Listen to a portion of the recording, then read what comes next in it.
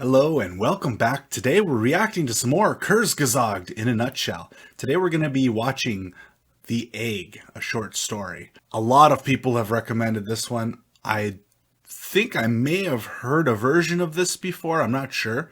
But let's get into it because I can't wait to see. It sounds like it's supposed to be pretty mind-blowing. You were on your way home when you died. It was a car accident. I knew it. Nothing particularly remarkable, but fatal nonetheless. It was a painless death. The medics tried their best to save you, but to no avail. Your body was so utterly shattered, you were better off, trust me. And that's when you met me. So we died. I died. You died? I died. Me.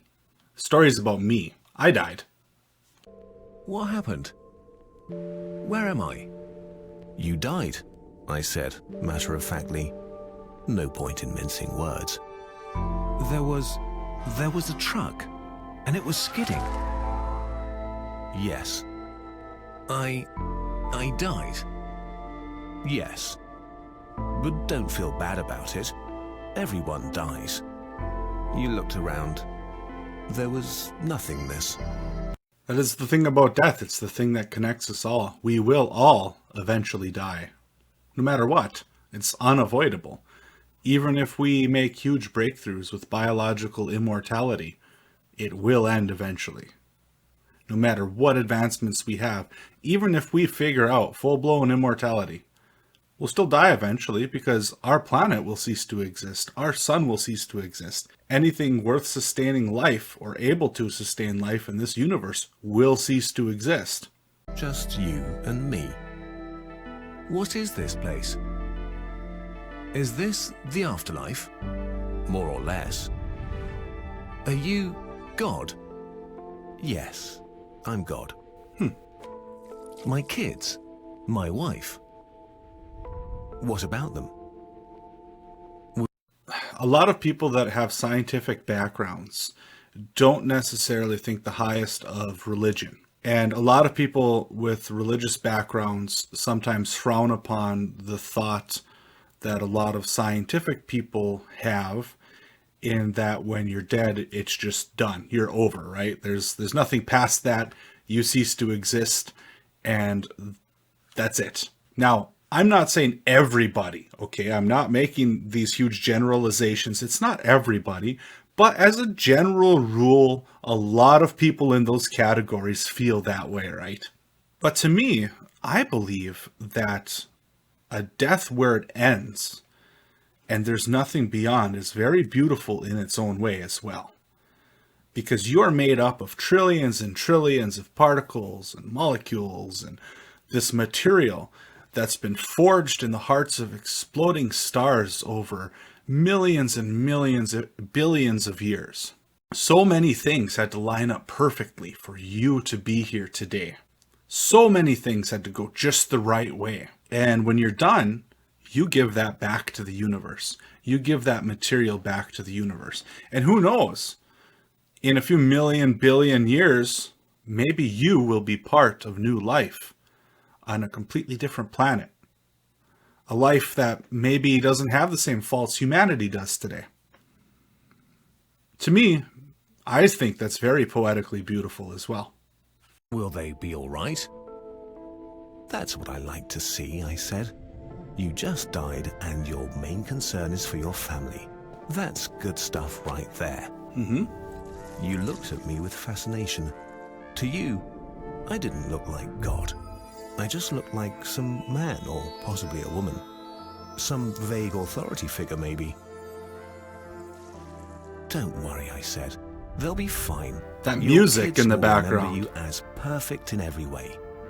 They didn't have time to grow contemptuous of you.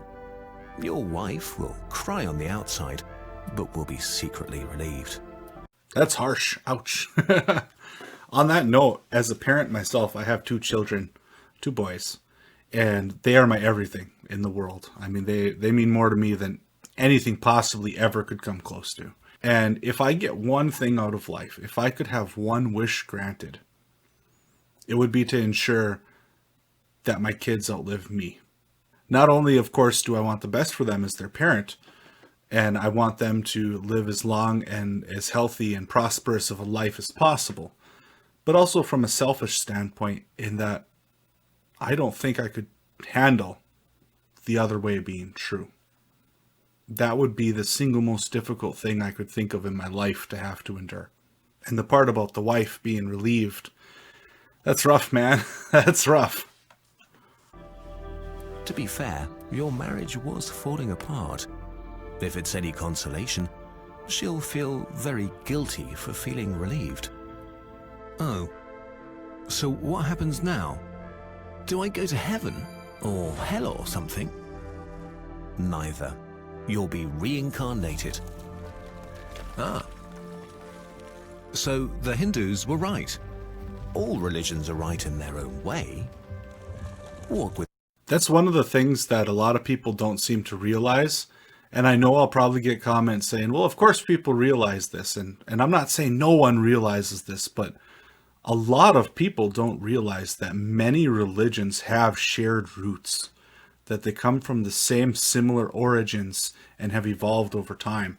A lot of people point to Christianity as the biggest truth, at least in the part of the world that I live in.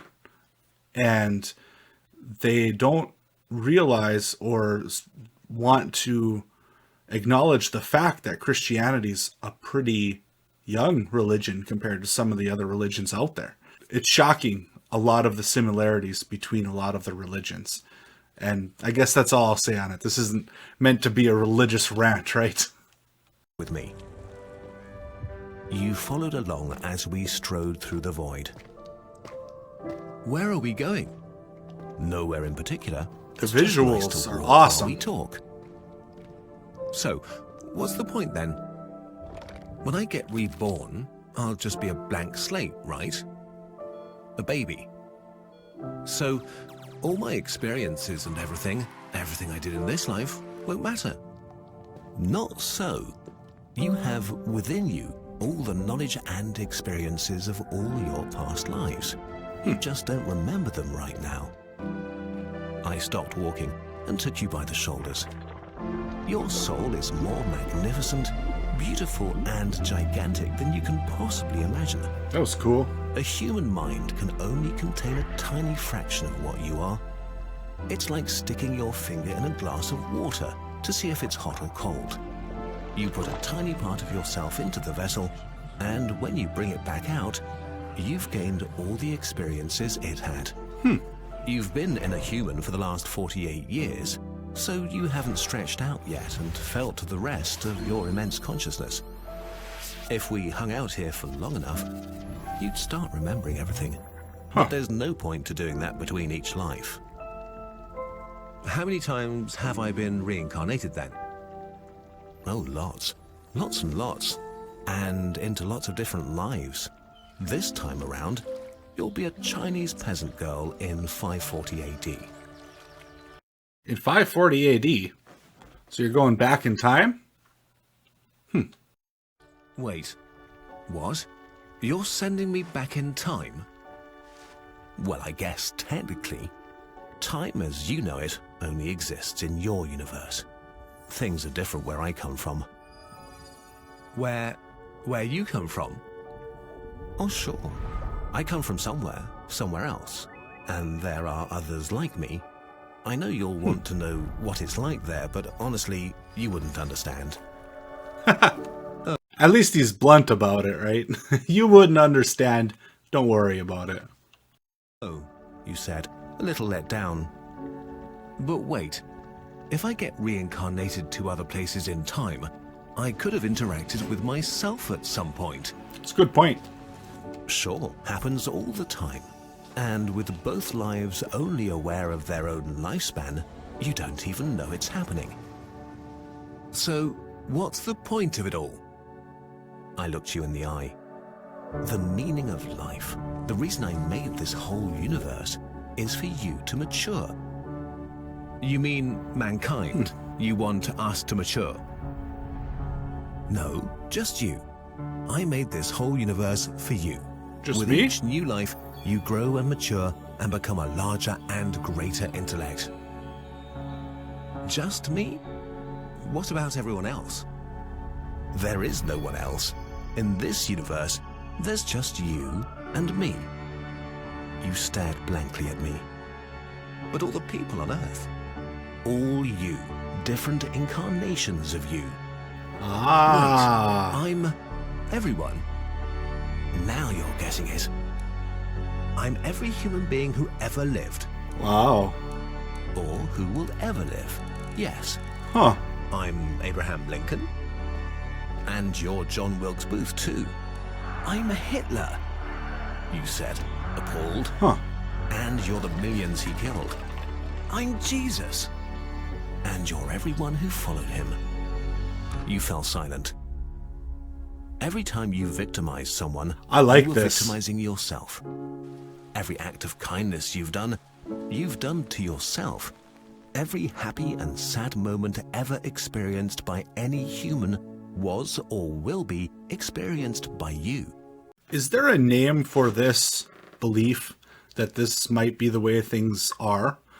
Is that there's one consciousness experiencing life at different times? The egg. Is that the name of what this is called? The egg theory or something like that? I don't know. But this is a wonderful theory. I actually absolutely love this.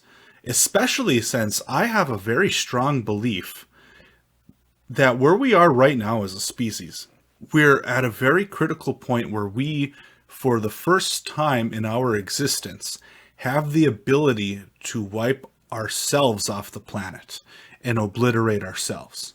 Of course, that's been for quite a while, since World War II, but in the lifespan of humans that we've been around, that's just a blip. So the critical part that we're at right now is, one, how do we handle that? How do we address that? Because humans are interesting creatures, let's say that. Right now, all of our eggs are in one basket on Earth. All it takes is one madman with a button, and suddenly that could end the future of our species. We might squeeze through and we might not if there's some sort of nuclear Armageddon. And that would be self-caused by us. We have that power. But then on top of that now, at this moment in time, there's more opportunity for greed to overcome us as a species than at any point in the past, I feel, because technology. With the advances of technology, there is absolutely no reason that everyone on this planet couldn't be living like gods, basically. I truly do believe that. There's no reason. There's no reason. And we have people without water, without clean drinking water, without food. We have people without shelters, without homes, people who are wondering what is going on here, people who are suffering every day, people who die because they can't afford the medications that they need to survive, people suffering because they can't afford something. And it's ridiculous because you have the very tippy top just hoarding all the wealth, and everyone under kind of has to deal with what's left. And I truly believe that technology should be the tool that we use to kind of break that barrier and break that system. But of course, the people on top don't want to give up what they have. We're too closed-minded as a species to realize that it doesn't have to be this way. That greed doesn't have to consume us. Everyone can be living like the 1% lives. Maybe not quite like that, but very well. There should be absolutely no hunger. There should be no drinking water problems. There should be none of that. There's no excuse for it, honestly. And I think that we're at a critical point for both of those reasons. One, we have the ability to destroy ourselves. What are we going to do about it? How are we going to protect ourselves and ensure the survival of our species? But then two, how are we going to handle the technology explosion? And what are we going to do with it? It's not too late. We can still do amazing things with that. But we need to start thinking as a species instead of as individuals. As a species instead of as countries. It needs to be the human species, and we need to start thinking on that scale. And I think that this belief, even though I've been winding on for a while, this belief promotes that kind of thinking. Because if everyone is you, of course you care about everyone now, right? That greed kind of doesn't make as much sense anymore. You thought for a long time. Why? Why do all this? Because someday you will become like me. Because that's what you are. You're one of my kind. You're my child. Oh. Wow, you said incredulous. You mean I'm a god? No, not yet. You're a fetus. You're still growing. Once you've lived every human life throughout all time, you will have grown enough to be born. So the whole universe, it's just an egg, I answered. Now it's time for you to move on to your next life. And I sent you on your way. Oh, wow. Look at that visual. Wow. The Egg by Andy Weir. That was amazing. I loved that. Wow. I absolutely love the thought that all humans are you. One consciousness, just experiencing it differently. I love that. And if people could adopt that and truly believe in that, we would have a much kinder and a much better world than we do today. And I'm always all for that. Absolutely. Always all for that. From a young age, I actually remember I had to have been probably somewhere around the age of 10 to 12.